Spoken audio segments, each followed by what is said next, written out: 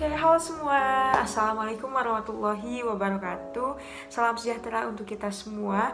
Yang terhormat Bapak Eplin Firmansyah selaku dosen pengampu mata kuliah Praktikum Hama Penyakit Tanaman dan juga teman-teman sekalian. Pada kesempatan kali ini, saya Pera Juliani, NIM 11770600084 akan menjelaskan mengenai salah satu musuh alami dari hama penggerek batang padi, yaitu Tetratikus soenobi. Untuk itu kita simak ya, cekidot. Nah, sebelum itu kita harus mengetahui terlebih dahulu apa itu musuh alami. Nah, musuh alami sendiri merupakan salah satu cara pengendalian hama secara hayati yang memiliki beberapa keuntungan, yaitu mencegah pencemaran lingkungan oleh bahan kimia serta bersifat permanen, efisien, berkelanjutan. Nah, musuh alami ini biasanya mengurangi jumlah populasi serangga, inang, ataupun pemangsa dengan memakan individu pastinya, ataupun dengan cara menaruh telur dalam kelompok serangga tersebut. Nah, Tetratikus soenobi ini merupakan parasitoid telur yang mempunyai peranan penting dalam hama penggerek batang padi. Nah, adapun ciri-ciri dari musuh alami ini secara keseluruhan tubuhnya itu mengkilap. Sayapnya itu transparan, mempunyai antena 8 ruas, tarsinya 4 ruas, mempunyai stigma pein, marginal pein yang agak panjang, dan juga mempunyai submarginal. Nah, ini adalah klasifikasi dan juga penyebaran Tetratikus soenobi. Adapun siklus hidup dari musuh alami hama penggerek batang padi ini atau Tetratikus soenobi yaitu memiliki fase perkembangan lengkap dari mulai telur, larva, pupa sampai dengan dewasa atau imago. Nah, seekor imago dari betina Tetratikus soenobi ini mampu memproduksi 10-60 butir telur. Nah, telur-telur tersebut akan menetes setelah berumur 1-2 hari. Nah, kemudian larvanya itu berbentuk silindris memanjang. Perkembangan larva T. soenobi ini terjadi di dalam telur inang. Nah, seekor larva parasitoid T. soenobi ini dalam menyelesaikan satu siklus hidupnya membutuhkan 3 telur inang dalam perkembangannya. Nah, stadium larvanya itu berlangsung selama 7 hari. Kemudian larva dewasanya itu membentuk pupa. Nah, pupanya itu sendiri tidak berkonkon dan terdapat dalam kelompok inang yang diparasit. Nah, pupa dari T. soenobi ini mula-mula berwarna putih yang kemudian menjadi coklat sampai kehitaman. Nah, stadium pupa ini berlangsung selama 6 hari.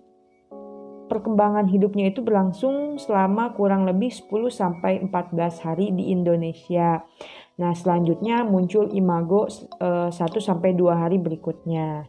Parasitoid Tetratikus soenobi dalam memarasit hama penggerek batang padi di sawah sangat bervariasi, di mana terdapat parasitoid yang memarasit telur, fase larva, nimpa, dan juga pupa, yaitu dengan meletakkan telur ke dalam inang dan berkembang sampai menjadi imago.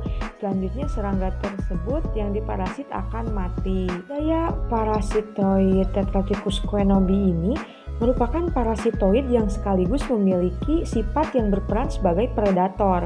Setiap larvanya itu mampu memarasitasi 2-3 butir telur dan kompetisinya lebih kuat daripada parasitoid lainnya yang tadi disebutkan. Nah, jumlah telur yang terparasit ini tidak dipengaruhi oleh ukuran kelompok telurnya. Kepribadian parasitoid ini 2 kali lipat lebih tinggi daripada T. japonicum dan juga T. romawi yang sama-sama parasitoid dalam golongan parasitoid telur ini.